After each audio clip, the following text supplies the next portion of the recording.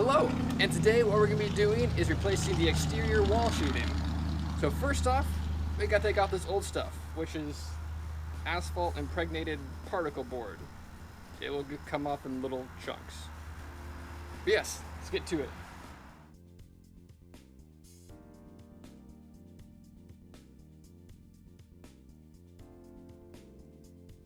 Ew!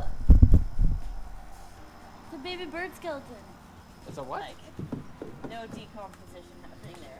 And also what you might have saw us do at the very beginning, which you didn't mention, was we had to cut across the top of this because when we're replacing the wall sheathing, we're actually not replacing all the soffit up top. So we had to make a cut there because that soffit goes up behind, or that wall sheathing goes up behind the soffit.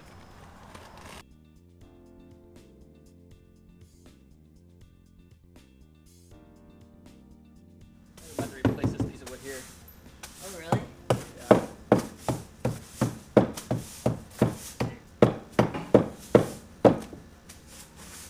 That and this. Oh, yeah. So we ran into some surprises, which is not a surprise when doing this kind of stuff. Well, this board right here, all termite out. So now, our replacing the wall sheathing has turned into replacing some 2x4s.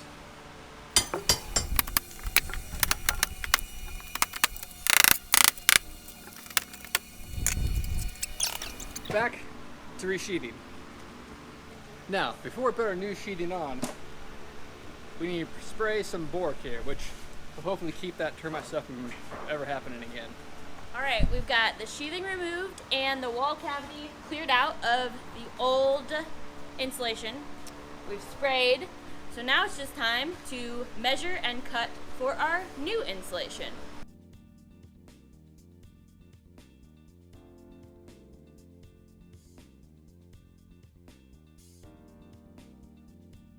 Now that we've got it insulated, we've measured to know exactly what size we'd be cutting our sheathing.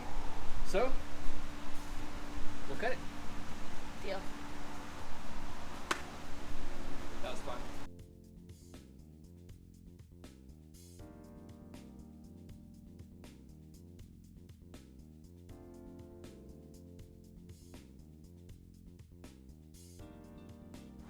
So, to attach the sheathing to the wall, what you're going to need are 2-inch hot dip galvanized ring shanked nails. Oh, and then also the nailing pattern.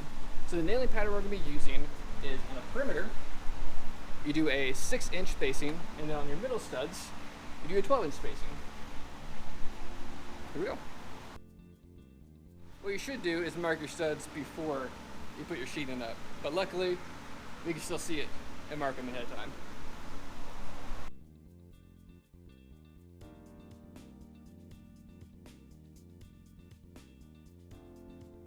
And a fun hint with the zip sheathing is it's already pre-marked for your nailing pattern. On the corners and sides, tops and bottoms, how you want to look at it, you have a dashed line, which is every 3 inches. So if you skip it, it's every 6 inches. And in the middle is roughly 12 inches apart. It's actually about 10, but we go ahead and we nail it right on where those circles and squares are. Now that our sheathing is up, we're ready to do the last part, which is taping. So, It is tape time. welcome to tape time.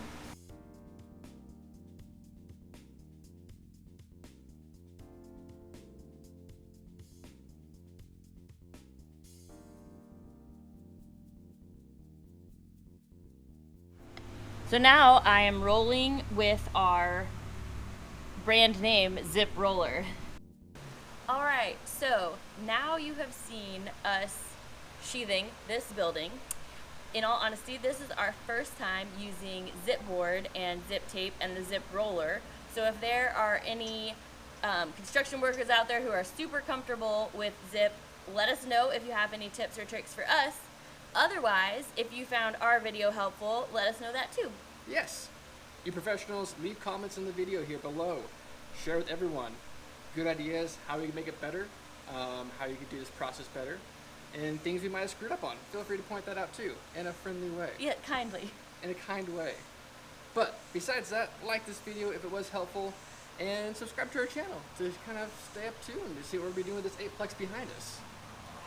Otherwise, I guess that's a wrap. Tour!